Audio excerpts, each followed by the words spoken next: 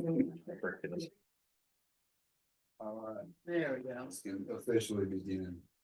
Starting with the consent agenda and the minutes from December 19th. We adopt the minutes. Motion in second, any discussion? All those in favor? Aye. I can just add as a reminder, starting this month, we won't be having the same detailed narrative minutes, we'll have the meeting. Video up on our website, and then we'll just have bullet point meetings from here on out. So this is a reminder. Thanks, Lori. Action items, new facility design build recommendation, Chief Lonnie Rash. Good morning, Board. Lonnie Rash, representing the building committee for SREC. I just want to talk to you a little bit about with the purchase of our recent property at Marabou Park. There's been a process of selecting a progressive design firm or group through that. What they do is they help us design, construct, and really cost containment of the project. With that, that's been facilitated by our owner representative, who is Turner Townsend and Terry, who frankly I think has done a great job of navigating us through that process. This process was a very deliberate process, evaluation, and pretty extensive from my perspective as well for that process. In the board packet, you will find a draft evaluation process or score sheet that is there.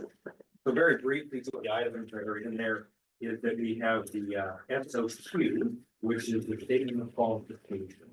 And what that is that really is the opportunity for folks to put a qualification in. We evaluate those qualifications to determine whether or not they meet the needs of SREC and our progressive design build process. So those scored out. We ended up as a committee scoring to the top 3 of that. And those top 3 then were invited into an interactive meeting. That interactive meeting was really their opportunity. Each of them were scheduled for 2 hours to come in and really talk to us about design, their teamwork and their process of that, get to understand what SREC is and the needs of SREC, and to start building those relationships. On the other side of that, it was our opportunity to see how well we could work with them, how they would fit into the process for us. With that, there's a scoring matrix there for the interactive meeting. Then they were providing a management plan, and that management plan really was the ability to say, here's what we learned, here's how we can fit into the system, and then this is how we intend to move forward. That was evaluated out with the building committee. And then the fourth part of that was their fee, their percentage of fee that they would charge to administer that design process, not specifically the construction process, but how to administer the architectural, the project management, and those pieces of that. At the end of that, it all scored out. And although I think they were all wonderful groups that came together and provided good information, the evaluation process came out that we would make a recommendation as the building committee that you direct staff to enter into negotiations for the validation process or phase with Bowden ALSC, I got that right, as the progressive design build group or firm. So any other comments or questions, I'm happy to try to answer.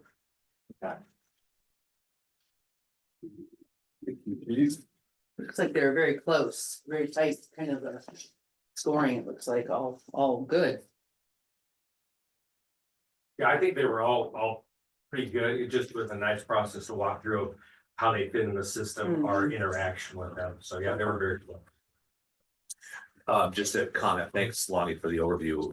Great to see the quality firms that were interested in bidding on this work, all very strong and good contractors as well as architects and designers in here.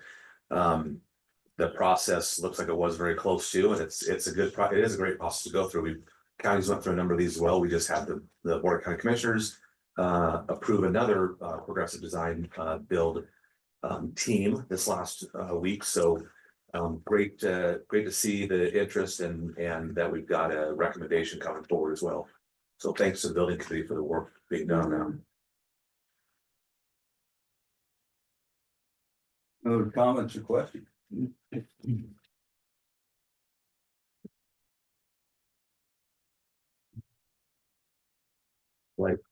Is there a action?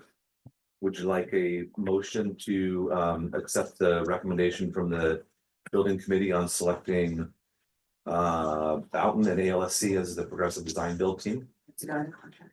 and to go to contract negotiations? I'll second that. All right, motion and second, any additional discussion? All those in favor? Aye. Any opposed? Any abstentions? Okay, still here. Okay. Thank you.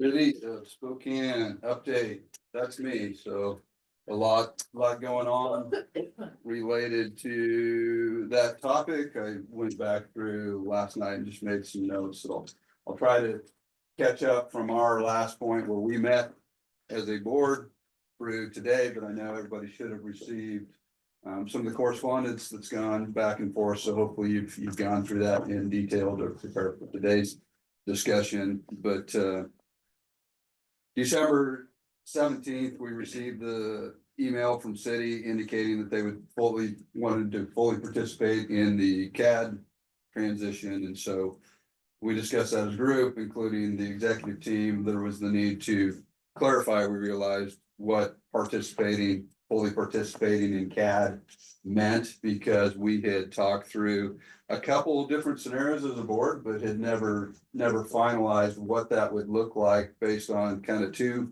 primary scenarios. One is a regional partner, part of the regionalized system, right? And how we might approach the CAD build out, as well as what does the contract for services look like, and what's the fee structure, right? And how do we share that equitably, or as a separate entity, and what the cost may look like for that. And so we knew at that point that both scenarios would look differently, and therefore needed that clarification from the city on which path they wanted to go. And again, with the rapidly approaching timelines on CAD, we put a January 1 deadline on that, in recognition that it was December 19th. At that point, we also put a 10-day extension on that, given the holidays. And so that our correspondence went out on December 19th, so you should have seen that in the email string. I think we also indicated and reaffirmed our desire to see total dispatching costs for the city. I know Chief Hall had gotten us some salary and benefits information, which was helpful, but still the desire to get full costs of dispatch for the city. So that was our December 19th correspondence, back with the January 10th timeline identified. And then on January 10th, we received the correspondence back from the city's transition team, and hopefully you all had the opportunity to read through that in depth. I can go through just some of the highlights. Again, they went back through some of the timelines on the big projects. And for those who are not on the transition team meetings, some of the big projects, right, which were driving the timelines, were the CAD build out, our actions today, right, on the new facility and where we're going there. And then a little bit further out timeline was the phone system here. And so those three major projects. And so there was a little bit of confusion in the response back is, hey, why is the timeline accelerated? And I think the reason for that is not really accelerated, but CAD was always Jan 1, and we realized without the decision of Jan 1 on CAD, the interconnection of where we're going with the new facility, and is this a city in a regionalized model, or is it a separate agency, and how do we therefore approach the CAD build out, as well as how do we structure costs and agreements. So in some ways, yes, it did accelerate the timeline to the what you might call the lower threshold, right, of Jan 1, but it's got the desire to figure out where we're going with CAD 1, and Lori did have to pause the CAD project, so some operational impact there. And so if you continue to read through the letter, there's the recommendation at the end to maintain the status quo for current fiscal year, And again, reaffirm the city would still participate in CAD upgrade, open to mutually agreeable cost sharing formula to cover their participation. And open to discussing other agreements that could mitigate anticipated costs for SREC due to the extension of current state. And so that came back as requested on January 10th. And then the other update, which also January 10th, was House Bill 1258 was filed with the House again, and hopefully everybody had an opportunity to review that bill. Very similar to last year, bill on apportionment. If you read the language, very specific, east of the Cascades. To Spokane County to apportion 911 tax dollars based on population with quarterly reimbursements back to and under these criteria back to the city, and then based on cost per calls divided across the county, and then times 80% of that back to the city. So that's a quick summary, but hopefully all of you have had the opportunity to go back through the emails, review the House bills, and are up to speed on that. And I think at this point, it would be good to hear from the board and kind of see where we're at with the proposal of status quo, the recommendations on CAD, and how we'd like to proceed, and help inform our response back to City of Spokane. Just to add to the context that you provided, which was great, I think, and detailed. Just to reiterate that from the city's perspective, we think that the transition committee meetings have been really productive. There have been exchanges of drafts of the SLA for police and draft user fee models as well. Even still, there are some lingering questions around specifically the user fees. A lot of what was shared from SREC was hinges on board approval, which is of course not guaranteed after discussion here. And then there was also some information that the user fee model is likely going to be reevaluated and changed for the future, and that it just makes that level of uncertainty, makes it really difficult for the city to budget, especially now that we're on a biennial budget. And as everyone I think is very aware, Mayor Brown assumed a pretty significant deficit when she assumed office, and has worked very hard to close the structural gap within our 2-year budget. And so any sort of agreement moving forward really needs to be financially prudent in order to make sure that the city remains financially responsible. So we think that we can get there to addressing these questions and getting to a successful path toward consolidation. And in order to do that, we need to have some time to continue to address these critical issues with the transition committee, and that's why the city is recommending that we maintain the status quo, which we understand is not sort of the ideal solution from many of your perspectives, but from ours, we think that we can maintain it both operationally and financially for a limited period of time while we address these questions. And as Chief Orbach mentioned, we're open to arrangements and agreements that will mitigate the cost to SREC from extending the current state. We also, as you know, several months ago suggested a third-party facilitator to help us address these questions and get to a successful sort of end state. And I think that also remains open for discussion, but unfortunately, at the time, the board voted that down. So I again think we can get there. I think there's a path forward.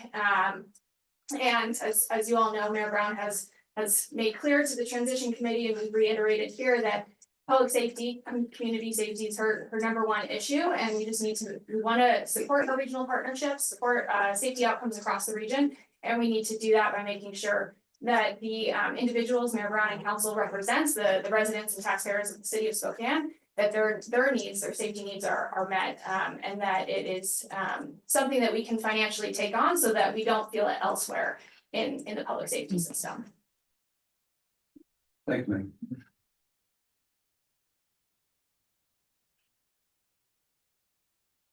I just go around the room. I'd really like some input from and I'll just start by going to my right here.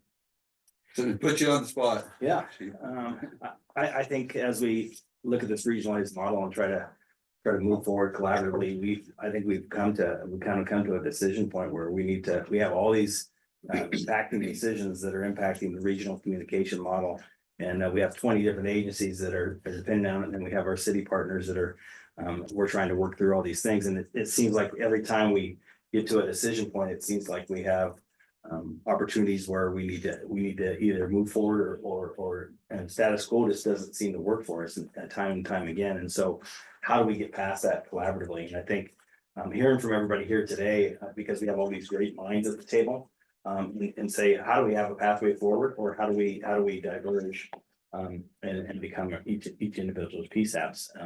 So that's kind of my 2 cents on. I clearly I think that together we're so much stronger, but I think that as we continue to have these barriers to success, we got to move past it one way or the other. Thank you. I don't have anything right now. Okay. Scott.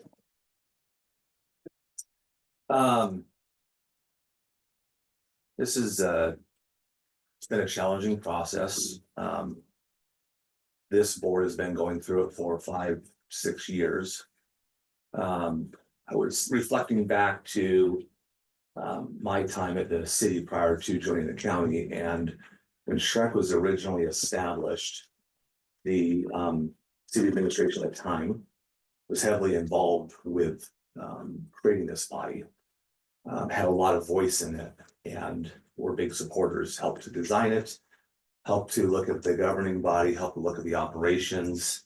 And so it was a collective effort to create SREC, and they recognized the importance of a regionalized model, recognized the importance of the operational and financial benefits that our collective citizens will receive. And a lot of things that I think were envisioned at the time have come to fruition, right? We've reduced call response times 30 seconds. Our hands to chest metrics are really good. Our ratings that we influence through the Washington Rating Service Bureau have improved for all of our communities that this board and the SREC team serve. And that's really important because that's direct impact on the homeowners and the businesses with their insurance, their homeowners insurance. And that's a really strong, compelling reason as to why this operations team have been successful. I don't know that any of us could have predicted when that would have happened, but I think it's happened in a very good timely basis. We're pursuing accreditation, a lot of really helpful things for our community. And what that points back to me is regionalization is the optimal way to provide emergency communications for our community. And we do have 20 agencies who have been part of this and have seen the benefits of it. We had the City of Spokane Fire Department in a very challenging situation where they weren't able to staff come to us and say, please let us join. And when they joined, they saw the call response reductions. And we received feedback at the time from them that it was a much improved operational delivery for them. The service levels and the financial side was a benefit as well. So we saw that. That was very positive for that to be reinforced and what we felt was going to be an improved service to the city from what they were seeing, and it came out. I've long wanted to focus on continuing to bring the integration together. We had Cheney that joined us this last year too, so they saw the benefit of it. So it's just challenging to continue to go through a process where we know we operate very well. Are we perfect? No, gosh, no organization is perfect. Is there opportunities to improve? Absolutely. We've said recently that our user fee model needs a refresh, needs to be looked at again and it's important to all the entities to have that continually refined to make sure that we're keeping pace with current best practices. So it's just challenging to recognize all the benefits that the SREC does for our community and then be requested to change things a lot, so. I've got more thoughts, but that's probably good for now. Thank you, Scott. Yeah. Tom? You know, I share what Maggie said. I felt like she articulated it very, very well. Particularly the status quo, the city's recognizing that that's not really what we want to do. But we're also recognizing that we have a few things for the police department or the police side of it to look through as far as fees and user fees and those things, but the city is willing to do that. Also recognizing that there is an impact to SREC while that's happening, and we're willing to talk about how we can kind of mitigate those things. And so, again, I agree. I think us, as far as fire, I can't speak for police, but we've been happy with the change and the regional approach that we're doing. The city recognizes that. I think there's a strong possibility we can get there. I recognize it's been a long journey. We all know that, but we're close. Yeah, like we said all along, I think we're stronger together, and relations is a positive step, but I do think there are limits to that. I think that, you know, we've been talking about this for a long time and pushing for this, and I think.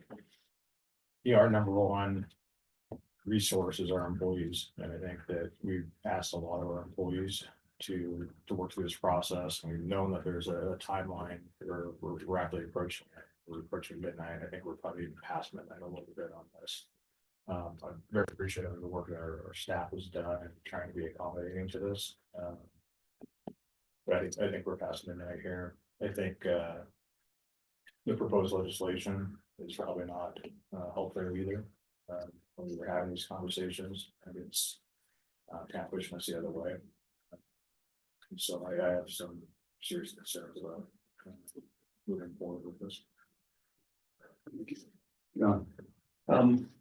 Scott, thank you for your comments. I think you articulated kind of the position we're in, and I will add, because of some of the situations we're bumping up against with added coming online.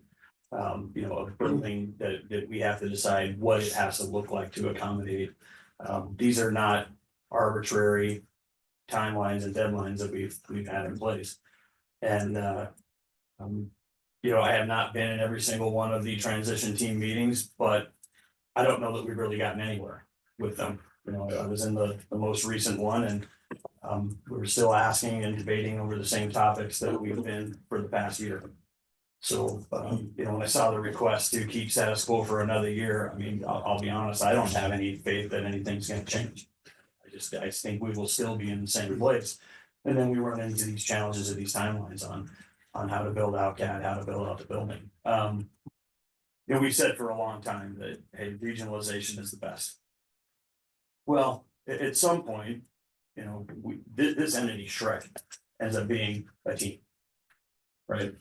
Teams depend on trust, teams depend on being able to work together and have open and honest conversations and working together at the table. My observation is I don't think the city trusts the board. I don't think the board trusts the city right now. I really think that it's unlikely that we will build a high-performing team out of this group with the city coming in. I really doubt it. They keep asking the same questions. We give all the information in the world, and it doesn't seem to matter what information we provide. It's questioned, doubted, wanted to change. The reality is this board was structured the way it was, so not one single government entity had control and could force the others. And it's intentional. You know, it's the way it should be. And everything I've heard from the city on this is that they want a greater apportionment of control of the board and control of the money than anybody else. It's clear, and that's fine, but it's not palatable for the rest of us. And House Bill 1258, the proposal by two city-centric state elected officials, shows exactly what the intent was. The dropping of that legislation is just distasteful. Frankly, it sends a message to the people outside the city of Spokane. I mean, to expect legislation to pass, and because of the way that the House is structured, it will likely get out of committee, get to a floor vote, to take tax dollars that are generated outside the city of Spokane and use them to subsidize emergency communications in the side of the city of Spokane. That's not what this state is supposed to be about. That's not what the taxpayers will tolerate. And good, I'm the only elected official in the room, I understand that, but I care about that kind of stuff. About what happens with our taxpayer dollars, and I can't sit here anymore now knowing that there's a likelihood we bring the city on, it's going to cost all of us more money. You know, there's more and more pebbles on the scale of, yes, regionalization is good, but I have no doubt that the city of Spokane can develop and put together great emergency communications to support their citizens safely. We know that we can do it ourselves. And so if they think they can do it for less money and better than we can, well, there's no reason for us to maintain a relationship if both parties believe they might be better off apart. It's okay. And the citizens should be okay, the taxpayers should be okay. I don't know how we get to a point where we could have a high performing team here right now. That's just my opinion. We cannot go status quo the way it is. We cannot. And like I said, the legislation, we'll see what happens with that. But at the end of the day, that for me, it was just offensive. Yeah, thank you, Sheriff. Howard. I'd also like to thank Scott for the good summary of the history piece on it there and where we've gotten, but yeah, and also echo some of the sheriff's comments with it there.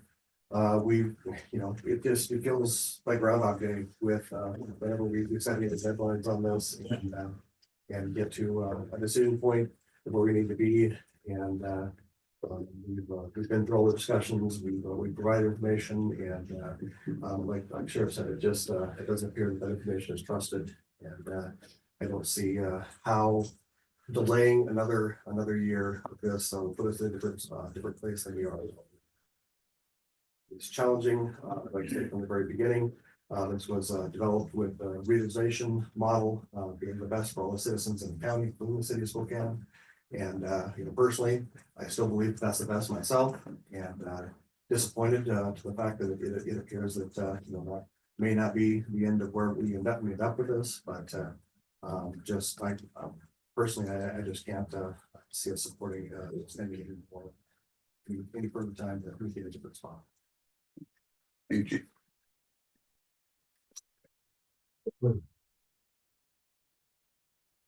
I really felt that we were heading in the right direction the last couple of months. But I feel like I think this last email from the city and this House Bill 1258 has really just kind of pushed me over. I think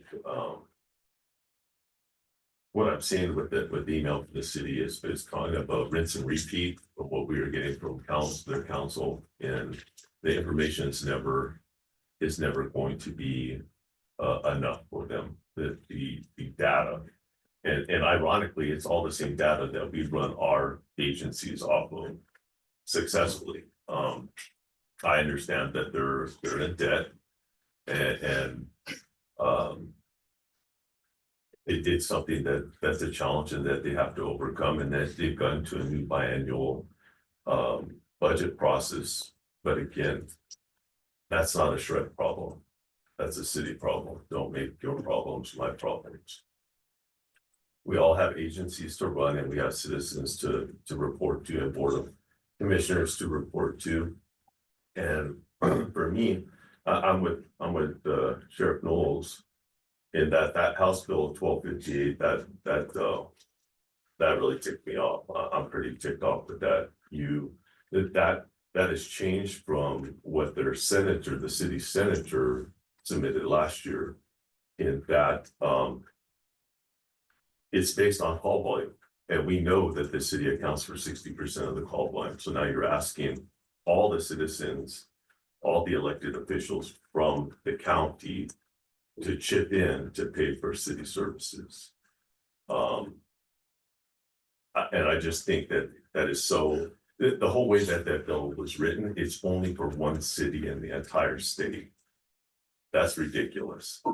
And so for me, that is my tipping point. That is my 2 years ago, I talked about a story of a frozen rattlesnake on the top of a mountain. We knew what they were when we picked them up. And to me, that legislation, we just got hit. The intent here is not gonna change. And to have that high performance team, I don't know if you've all had Ricky Hicks and his piano. Our piano is all of us working together, and right now, I don't see us all coming to the table or coming to the piano and lifting it together. I just don't, and it's the work that makes the high performance team, not the team. With that being said, I'm just pulling the Band-Aid off. I make a motion that the SREC board recommend to the Spokane Board of County Commissioners that the city of Spokane separate from SREC and become their own primary PSAP by January 1st, 2026. Second. Motion and second. Any further discussion? Hey, Yeah, I appreciate the conversation. Obviously, we have a different perspective that I just feel compelled to articulate a little bit. From our perspective, we're not sort of just kicking the can. We're not asking for the same information over and over again. I don't know if everyone had a chance to review the draft user fee model that the city received, but there are significant questions around. There was a proposed decrease to the reserve contribution, taking the reserves down from 3 months to 2 months in order to create the model. That would require board approval. And there's also questions about what that would do to user fees in 2026 if there was a reduction and then an increase. There's also questions around how how CAD would be paid for as a regional entity, how the city was going to be charged for additional reserve contributions. So those are the questions. They're not sort of ambiguous. They're the real questions that we have that we wanted to get to. I appreciate Scott recognizing that the user fee model could use a refresh, and I'm a little confused why that wasn't done in tandem with the conversation with the city. There's a recognition that that's going to happen. It's imminent. It would have made sense to do that as a part of the transition committee, so we would have clarity for that. The sheriff sort of recognized his responsibility as an elected official to steward taxpayer dollars. That's precisely how the mayor feels, that the governance conversation is not about control. It's about certainty, these questions that we have, and it's about making sure that elected officials are able to responsibly steward those taxpayer dollars. So I think Tom said we were close, we're close, we think we can get there. And I would push back a little bit in terms of the transition committees were getting nowhere. I think we were slowly making progress. I think SREC was established in 2018. Fire came in, I think, around 2022. So there's been, and then the transition committee started after SREC's correspondence to the city in 2024. So there's been a slow sort of trudge toward consolidation. And yes, the progress during those transition committees were slower, I think, than everyone would like, which is precisely why we recommended a facilitator. And we were sort of exchanging substantive information towards the end there. So that's the city's perspective. I try to assume good intent in every interaction, and I want to assume good intent by the city as well. Maggie highlighted a lot of uncertainties, and those are fair uncertainties. I think SREC, the rest of the agencies, the other 20 agencies also face uncertainties. We face uncertainties with the whether the city's going to join or not. That creates an inability to create a user fee model without knowing whether they're going to get or not. So would we like to have a refreshed user model now versus later? Yeah, but it's influenced a lot by whether the city would join or not. So that's uncertainty for us. There's uncertainty with the building. Does this team commit financial resources to build out a facility for the 20 agencies or the 21 agencies? Don't know. We have a decision point we have to make there. So those are fairly large dollars that we're talking about. So another uncertainty for the SREC board, uncertainty with the phone system, uncertainty with these House bills being floated. So there's a lot of uncertainty for the SREC team. The 20 agencies that represent 58% of the population in Spokane County. So I understand, I empathize, I recognize the uncertainty that the city faces and are calling out, but we also have uncertainty. So it does go back to a lot of trust, and that's one of the challenging pieces. I think there is. The trust is missing on both sides. It's just fair. I don't think anyone can disagree with that. And I don't know how we resolve it. I wish I saw a path forward to resolve it. Scott. Any further discussion? All right, we have a motion on the floor, it's been seconded, and the chief, I'll try to reiterate your motion, but the motion was a recommendation to the Board of County Commissioners, recommending that City of Spokane become their own primary PSAP. Did that capture its entirety? Yes, sir. Okay, and second. All those in favor? Aye. All those opposed? Aye. Any abstains? Abstentions? Okay. Passed. Anything else related to the City of Spokane update? Yes, sir, I have another motion. Good. Make a motion that the SREC board also recommend to the Spokane Board of County Commissioners that the City of Spokane's city administrator and city fire chief positions are removed from the SREC board as soon as feasible. Motion. For the second Well, second and then Okay. discussion. discussion. So chief, help me out with that. When we say as soon as feasible, does that mean as soon as we're not providing services to them anymore? I mean, I guess in your mind's eye, what does that mean as soon as feasible? Yes, as soon as we're, as soon as we are.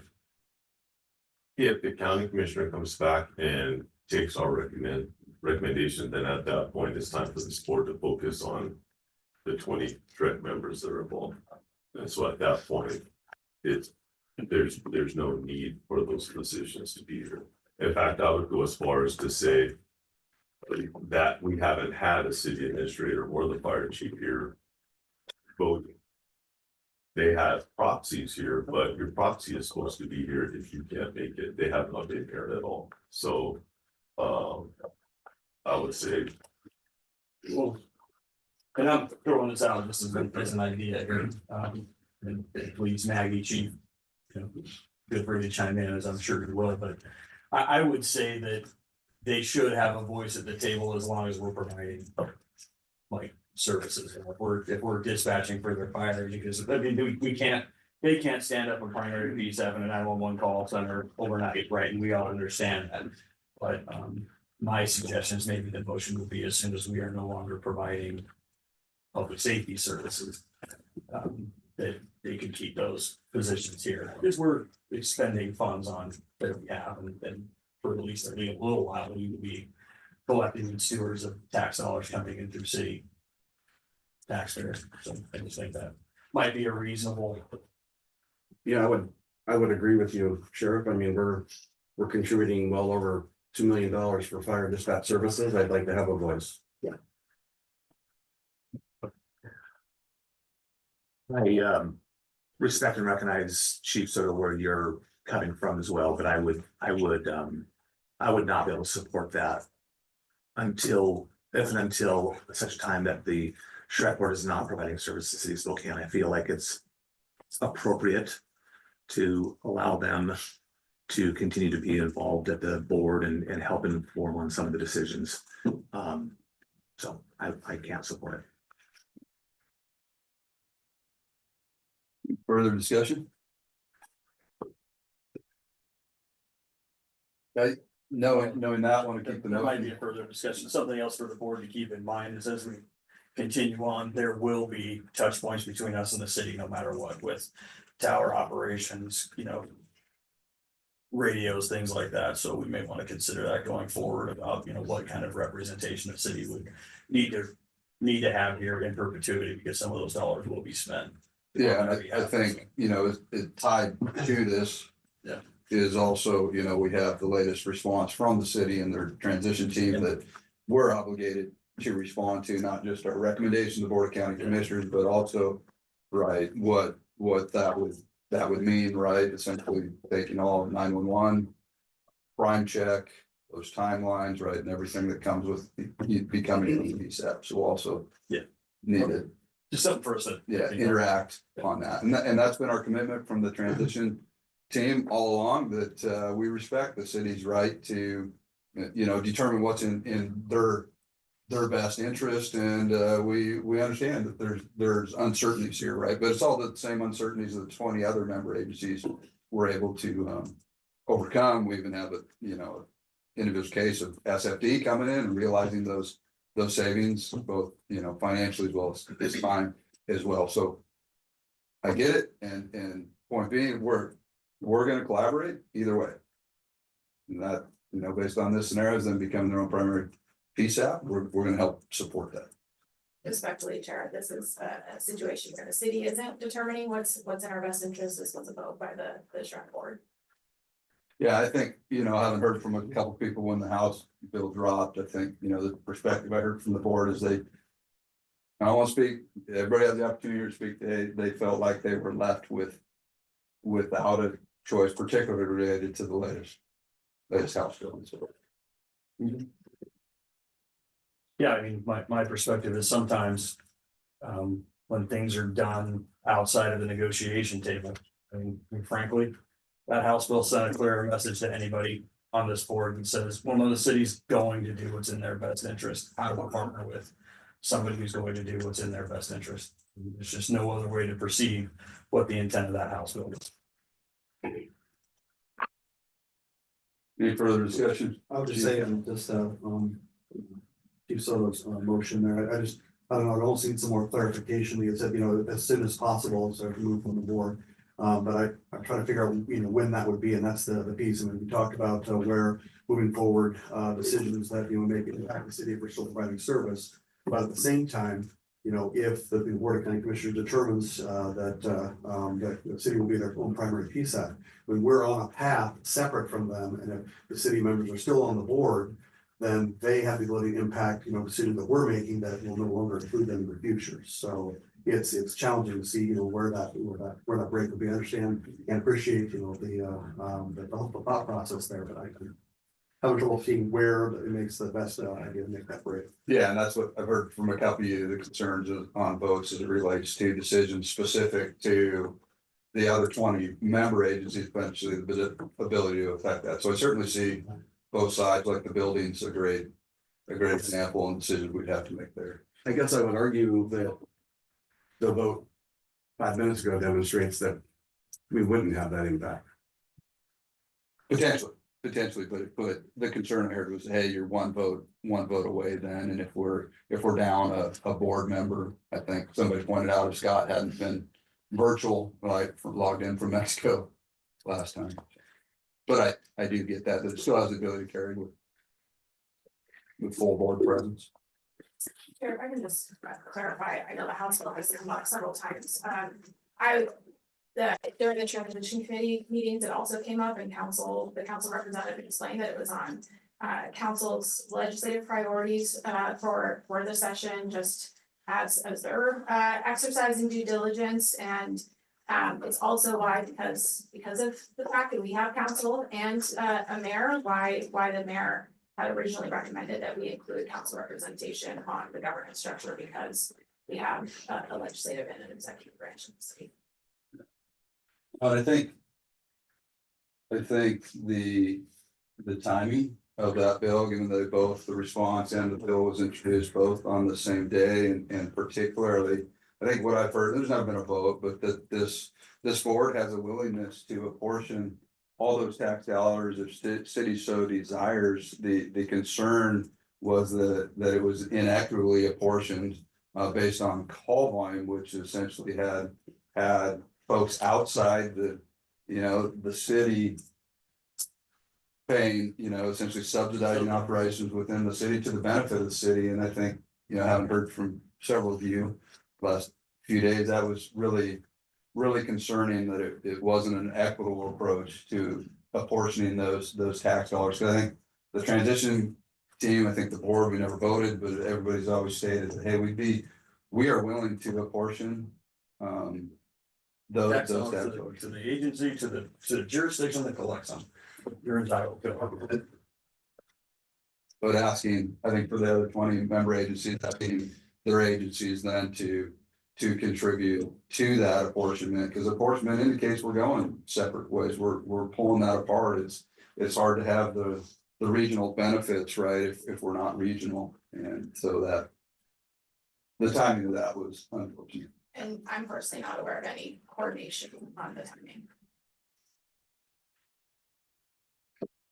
But, and correct me if I'm wrong, this version of House Bill 1258 is not identical to the one that was proposed last year.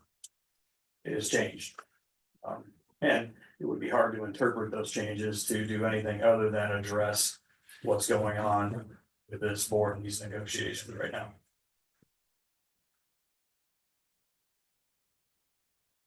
And drafted by two House representatives who have not been in any of these meetings.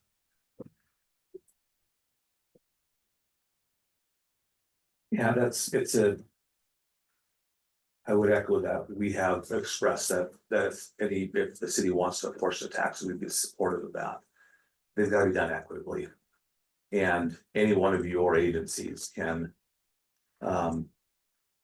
choose to respond in different ways to your citizens and impact and influence the level of service and the amount of calls that would disproportionately impact others as well. So to take what represents 42% of the population, recognizing that the city generates about 48% of the sales versus communications tax. But by their responses, their chosen responses, their citizens, it drives up the call volumes to 60%. And then an assumption that they should get 6% of revenue when they're really only generating 40%. 40% of the revenue is the right way to apportion it, because that is truly what originates inside the city of Spokane. And you can argue back and forth that because they happen to be an employer center with downtown, a lot of people come in during the day, spend money there and leave. They don't live there. They're spending money there. So you could argue that, and maybe if you just look at the citizens themselves, maybe their tax generation is more related to the 43% population, but it's 40%. That's what gets generated. That's the fair way to do that. So it is a direct threat to the other agencies to have the potential of 60% of the tax revenues leave and go to a city. And so I would characterize that that's not the board making a choice, that's the city making a choice of where the direction's going. So this is a vote, yes, but it's recognizing the city's actions that and the choices that are making. Yeah, what I would clarify within that, because I think you're spot on related to 0.1% in the latest bill, being the 911 tax. The way I read that is, I'm not sure even tax origination would apply given how those fees are collected. And my understanding, and correct me if I'm wrong, is that's a phone. You see that on your phone bill, that 911 tax. So that's more associated with address. So even I think on the 911 excise tax side, that would truly be more popular. But you're right for the 1/10. So again, you have this spread between 42% and 60%. So an 18% difference. For having kind of listened through this for the last couple of years, I really feel like the base issue here is trust. And it is the uncertainties that the city would like to see be certainties are a level above what the rest of the agencies here have had to and have gotten comfortable with and trusted the board to move forward with in their best interest. And so without that trust, I think it's the long-term relationships are not going to be strong. I'm feel really bad about that personally. I think the together is better, but it just doesn't, in my observations, result in a long-term good relationship.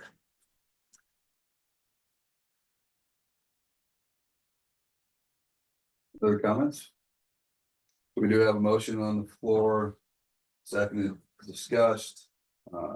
Restate the motion again was another recommendation to remove the two city positions on the board as soon as feasible. Is that correct, Chief? Well, that's correct. And feasible is open to interpretation. All those in favor? Aye. All those opposed? Aye. Motion doesn't carry. All right, Can I ask for clarification?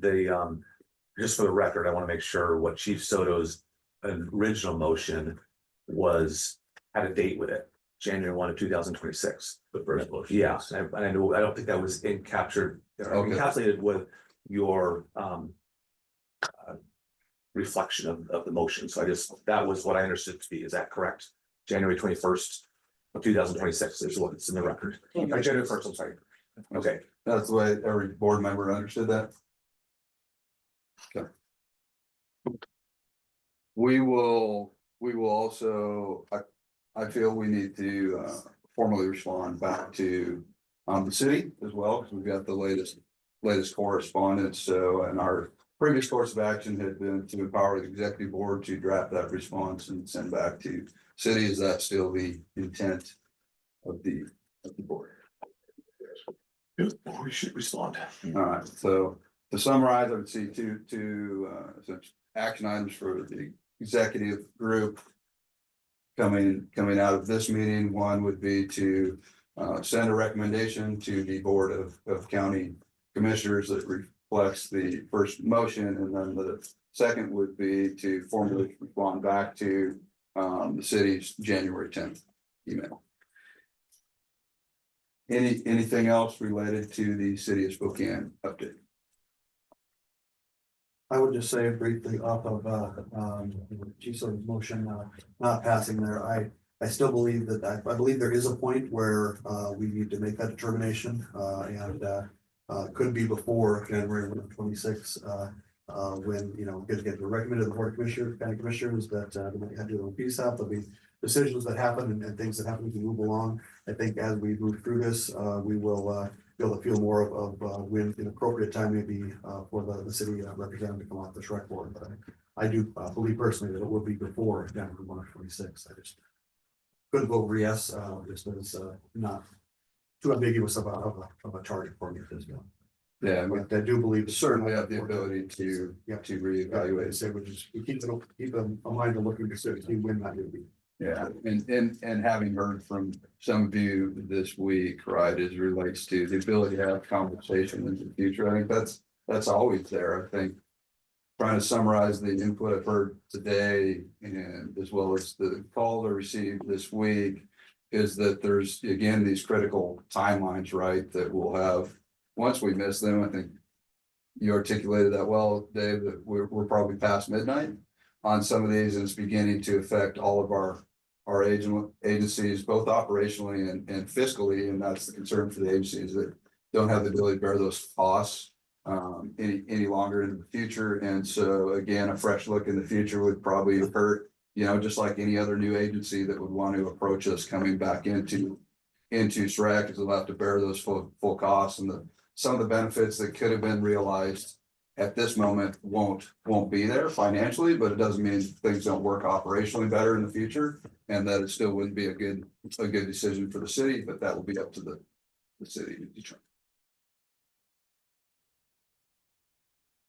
Anything in closing? All right, new business. So no items under new business. Old business, CAD update. Brandon, are you present? All right. Thank you. So this week we finished up our final CAD report CAD workshop. Next we'll have a mobile build workshop, which comes up in a few weeks.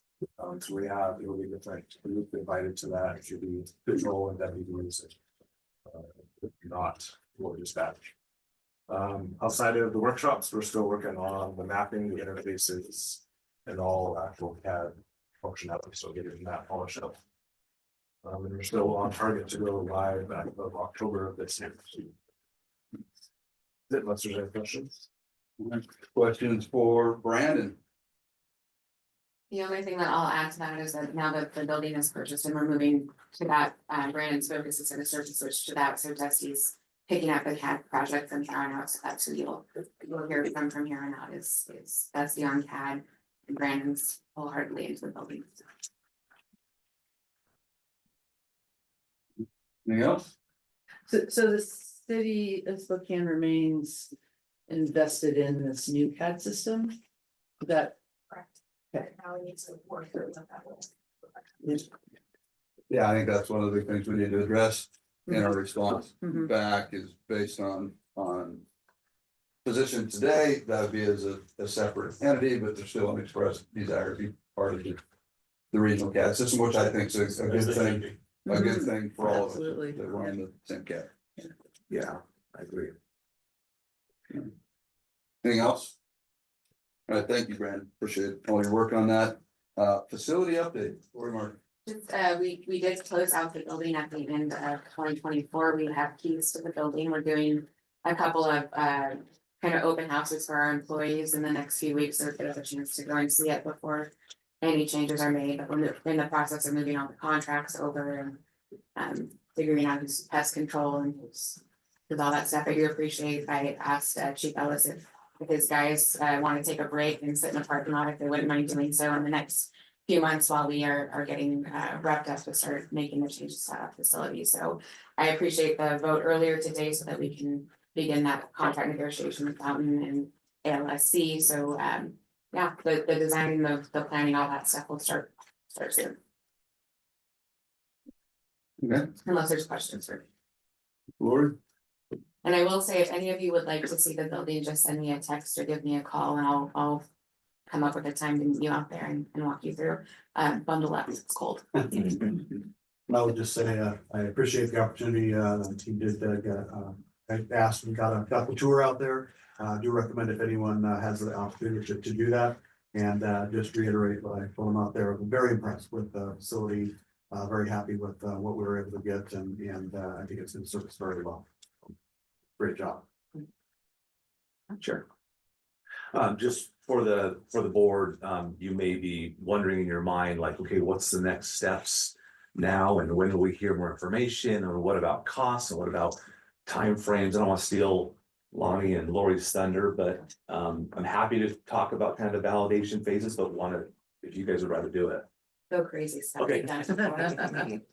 So now that we've made the selection, once they go and negotiate the contract, there'll be a number of sequences and next steps, and one of those important pieces will be a validation phase, and that's where the design team, will be meeting with our team to further flesh out kind of the programmatic space, finalize what the building redesign needs to be. And from there, they'll be able to provide a pretty good cost estimate of what it's going to take and then how long it's going to take. So I would expect this board will receive additional updates probably in the next 3 to 6 months. And once the contract's done, that'll formulate some of those dates in there. So we'll have more visibility and understanding of that. I know Chief Soto knows that as well, because he's went through the same things, but just for those who haven't went through it and kind of like, okay, what now? We've got a contract. So there is more information to come. It'll just take some time for the teams to be able to develop and firm those things up. And maybe I missed it in the news, but are we doing any sort of media release about this new building and? We did. We did, oh, I missed it then, okay. We'll probably get you a copy of that. Yeah, I was gonna say, it was right around Christmas time. Very high media time of the year. Yeah. Yeah. Thank you. Anything else? Okay, then that brings us into staff reports, operations, Kim. So this is the new fresh look of the board report, open to suggestions for feedback. So it's just kind of a year-to-date, but at a month glance of what it is instead of the rolling years. It's kind of a step we took to take it back down to a more consumable amount of data. So the first part we kind of laid out as far as the incoming calls and what that is. And so at Romeo, this is the end of December, so it closed out the 2024 year compared to the 2023 year. So overall, we saw a reduction in our 911 calls and an overall reduction in our crime check calls. And then I just read through our average wait time, the year to date down there at the bottom. So that was our average wait time. The 911 calls was the 12 seconds, and the crime check was the 21 seconds. And then we went on to the dispatch side of it, kind of thinking that all ties in together between the incoming calls and the dispatch side of it, and then the crime check reports. And so we did see a reduction in calls for our law group compared to the prior year. And we did see an increase in fire. And I think that's consistent with 23 as well. We saw that as well. So the fire calls were increasing. And then on the crime check reports, I saw a pretty substantial increase, I believe, and I don't know if that's due to public education, if that's just due to the nature of the business, but I think that kind of ties in with the reduction of the 911 calls, seeing an increase in the crime check calls. I would like to attribute that to the education that we're putting out for our citizens. And then on EMD, we are excited to announce we did submit all of our paperwork for our ACE accreditation. So that all went in prior to the 14th. We should know in about a month or so if that is going to be successful. And then we can hopefully share that at the February board meeting, if not the March one. But a lot of hard work went in for our team to collaborate. That was a huge collaborative effort with our QA team, our training team, our ops team. But it all really hinges on the success of our employees taking that call. That's where it all starts. So that is the data that we have there for the EMD stats, is the hands, the chest, the time to queue, all well below the IAED recommendations. And so still doing well with all of that. And then on to the staffing vacancies. We are actually, this is just a little off by just counting of when our trainees moved around, is that our report techs are fully staffed. Our law group still has the trainee. Our fire group now has one trainee. She moved over this week. And so our next one will be in April. And then we're going to move our next law one over here shortly. And then our next academy for 911 is on the 27th, and we are slotted for 6 bodies. So that is a 10% vacancy, and then that's all going to shift on the 27th. Very nice. Yeah, big change in here. So any feedback you guys want, one of the things our CAD guys were recommending is maybe some QR codes that we could then do a deeper dive into some of these reports. So for those that share them out with their boards or with their commissioners, that if there was a QR code, it could kind of take you back to a deeper dive of the data and or sharing the Power BI board. But this would just be for like that, the board level of what we're doing. Any questions on operations? And I'll just make put the reminder out there that if you would like some sort of a Power BI board, something like that, that you can utilize, so you don't have to wait every month for this information, just sort of that, so we'll make it adaptable to you and you need it.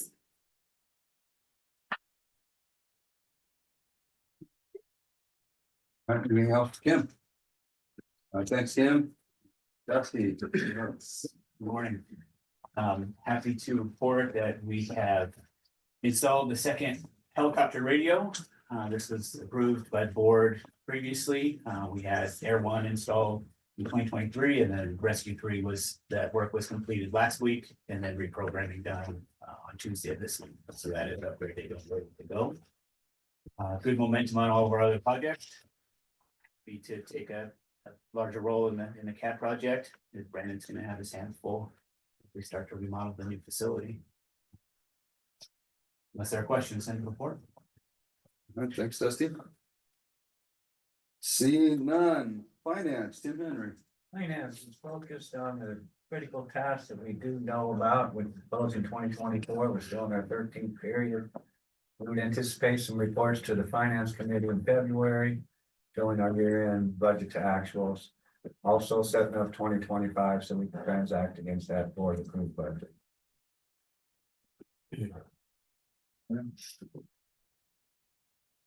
Any questions for Tim? Okay, human resources, I'm looking. Jim. Oh, Yeah, good morning. I'm online this morning. all right. So the first order of business this month was I worked with Brandon and WCIA to get our building coverage. So we got insurance coverage for our building, got all that inputted, and we were covered effective December 27th. So we're good to go there. I've got my the quarterly meeting tomorrow with WCIA, and we'll kind of get a idea of where we're headed insurance wise for 2026. And then just an update on our CBAs. We have our support group with a final draft. They should be voting here in the next week. Our communications officers, call receivers, they've got a final draft. They're going to be voting this week as well. And then our supervisors voted down the contract. We've got a meeting with them next week to kind of discuss details and see and clarifications and see if maybe we're heading towards mediation. And that is the report, unless there's any questions. Questions for Jeff? All right, thank you, Jeff. You bet. My focus the last month has almost solely been on the building and getting that closed up and talking with real estate agents and all that fun stuff. So it's kind of the energy between that and providing a new space we can use or something. Goes forward. All right, that brings us to open public comment. We did have somebody sign in this morning, and it's Scott. Yeah, that's me. Scott, I don't know if I will pronounce your last name. Surety. Surety. Silent All right, C, yeah. thank you. Thanks for coming in. Hi, my comments are actually purely coincidental with Chief Soto's personal issue today. However, I'm here, so I'm gonna say my piece. SREC board members, my name is Scott Surety. And for full disclosure and transparency purposes, I'm a 20-year plus engineer for SVFD and the current secretary for Spokane Firefighters Union. However, I'm not here on behalf of either of those organizations, but here as a citizen. I'm here to encourage the board to consider rescinding your invitation to Spokane to join SREC for police and dispatching services. The city has been, currently is, and will continue to be a thorn in the side of this agency. They have repeatedly delayed, stalled, and asked for extensions so that they can hire third-party consultants to vet your agency. It's time to move on with Spokane. Time to move on without Spokane as they are impeding your progress. As difficult as they are now, imagine how much more difficult your jobs will be if they ever decide to join. I also find it ironic that SREC is dispatching for the Spokane Fire Department. As the Spokane Firefighters Union 29, Local 29, openly and actively picketed formation of SREC and telling the citizens of Spokane that SREC has no accountability, no transparency, and is dangerous to firefighters. SREC services are pay to play. This isn't a car dealership where you can haggle over the price. If you don't like it, move on down the road and seek your emergency dispatch services elsewhere. Again, please consider rescinding your invitation to Spokane for police and fire dispatch services. Let them stand up their own dispatch service since they know better than this board on how to properly run a dispatching agency. Thank you for coming in, Scott. We also have a second sign up. Lonnie Rapp. Lonnie Rash, Spokane County Fire District 8. I just wanted to thank the board and understand your decision point for moving in the process. I know there's a lot of administrative functions that move forward with that. However, I would just ask that as we do that and as you assign operational transitions, that we keep in mind that there are some operational issues that we need to address when we talk about auto and mutual aid, which does actually have impacts to our citizens moving forward. So it's just a request and a reminder that please engage those agencies deeply when you do operational changes relative to the radio system and continuity of operations. So, thank you. Thank you. All right, I think that's the end of our signups. Not aware of. Anyone online? No. Okay. No need for executive session today? No. Correct. I would ask that if our transition team meetings from the SREC side, our team members, transition committee could stick around shortly after. But with that, we'd entertain a motion to adjourn. Approved. Right. Moved in second. Thank you, everyone. Have a great day.